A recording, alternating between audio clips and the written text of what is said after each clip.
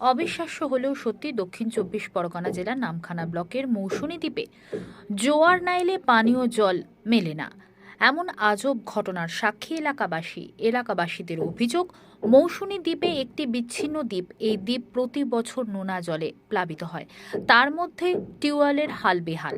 একাধিকবার প্রশাসনকে জানিয়েও কোনো কাজ হচ্ছে না।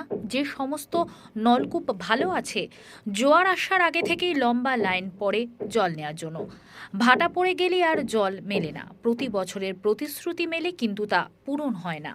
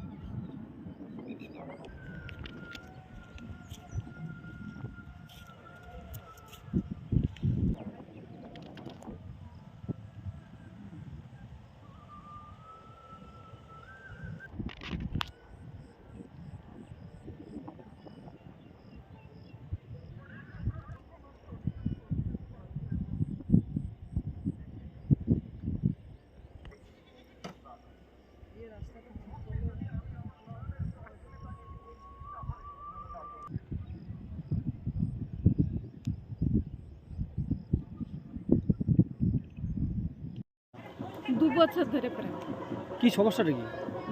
জল পড়ছে না টিউবওয়েলে, আর ওই জোয়ারের সময় করে জল আসে, মাস তিনেকের মতন ওই রকম চলছে। তারপরে এখন একদম জল পড়ে না। আমাদের প্রচুর জলের সমস্যা চলছে। 1 কিলোমিটার দূরে জল আনতে যেতে হয় রোদে তাপে, এই গরমে জল পাচ্ছে না। টোটাল জল কতদিন ধরে উঠছে না? প্রায় 2 মাস ধরে জল উঠছে না।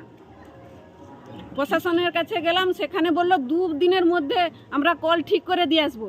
এসে বলে কল ঠিক হবে না, 1 সপ্তাহের মধ্যে ডিপ টিউবওয়েলের জল ছাড়বো। তো 1 সপ্তাহের জায়গায় আজকে 15 দিন হয়ে গেছে, কোনো ডিপ টিউবওয়েলের জলও ছাড়েনি, জলের ব্যবস্থাও কোনো করেনি।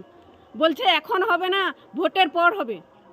তাহলে আমরা যদি জলের এইরকম সমস্যায় ভুগি, এখন রোদের তাপ কত, এই তাপের মধ্যে রোদের একদম জল নেই, টিউবওয়েলের জল নেই, ডিপ টিউবওয়েলের জল নেই, তাহলে আমরা কি করে আমাদের এখানটায় সব চলবে? কত দূর থেকে জল আনতে হচ্ছে? 1 কিলোমিটার দূরে থেকে জল আনতে হচ্ছে। এই গরমে কতটা সমস্যা হচ্ছে? হ্যাঁ, কতটা সমস্যা হচ্ছে এই গরমে? কতটা সমস্যা হচ্ছে মানে অত দূরে জল আনতে যেতে হয়, তাহলে কষ্ট হয় না? কতটা পরিবার এভাবে রয়েছে? 40-50 জন পরিবার ওই রকম জল পাচ্ছে না, আর ওই জলে অত দূর গিয়ে জল আনতে হচ্ছে এই রোদে। আপনার নাম? শ্যামলী মণ্ডল।